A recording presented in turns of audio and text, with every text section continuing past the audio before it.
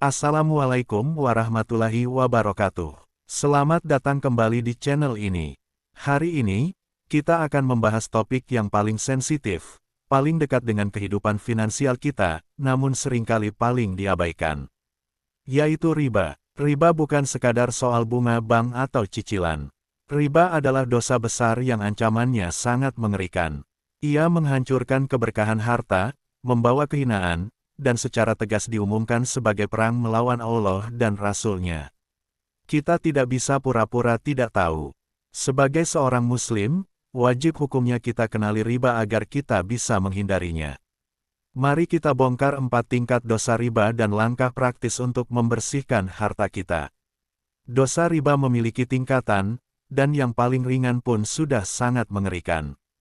Rasulullah Shallallahu Alaihi Wasallam bersabda, riba itu ada 73 pintu.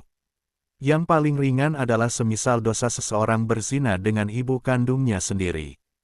Hadis riwayat Al-Hakim. Bayangkan, jika dosa riba yang paling ringan saja disetarakan dengan salah satu dosa paling keji dan nista, lantas bagaimana dengan dosa riba yang tingkatannya lebih tinggi? Ini menunjukkan bahwa riba bukan sekadar transaksi ekonomi, tapi serangan langsung terhadap fitrah kemanusiaan dan keberkahan harta.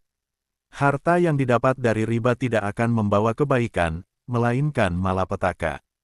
Dosa kedua, riba menghapus keberkahan harta.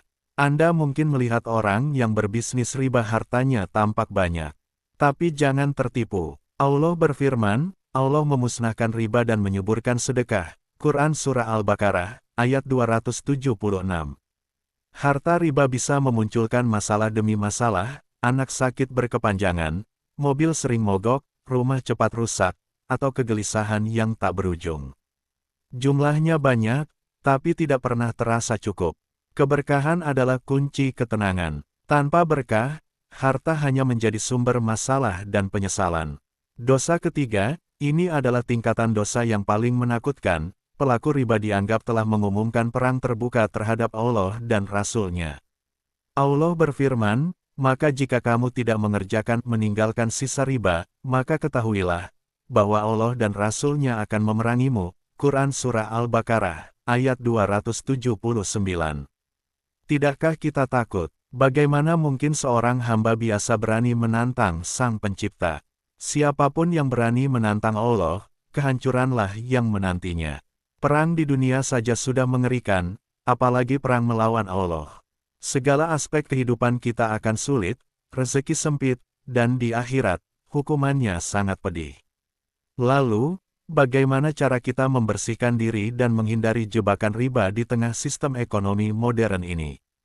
Pelajari akad, sebelum tanda tangan pinjaman cicilan, pastikan tidak ada bunga yang berjalan. Jika ada, tinggalkan. Ganti utang riba, jika terlanjur punya, segera susun strategi untuk melunasi utang riba secepat mungkin. Utang riba adalah prioritas utama untuk dilunasi. Hanya beli kebutuhan, jika harus berutang, pastikan itu untuk kebutuhan primer bukan untuk gaya hidup. Perbanyak istighfar dan sedekah, istighfar menghapus dosa riba, dan sedekah membersihkan sisa harta yang terlanjur tercampur. Sedekah juga menjadi benteng kita dari riba. Ketenangan hati jauh lebih berharga daripada kekayaan yang tercampur riba. Pilihlah jalan yang halal, meskipun terasa lebih lambat. Teman-teman, kenali riba, hindari riba, dan jauhi riba. Jangan biarkan harta yang kita kumpulkan menjadi bumerang yang menghancurkan kita di akhirat. Mulai hari ini, tinggalkan transaksi yang meragukan. Pilihlah jalan yang halal, meskipun terasa lebih sulit, karena keberkahan di dalamnya jauh lebih manis.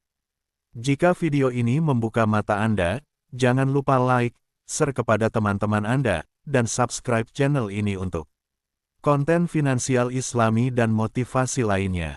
Terima kasih telah menyimak. Semoga Allah melindungi kita dari segala bentuk riba.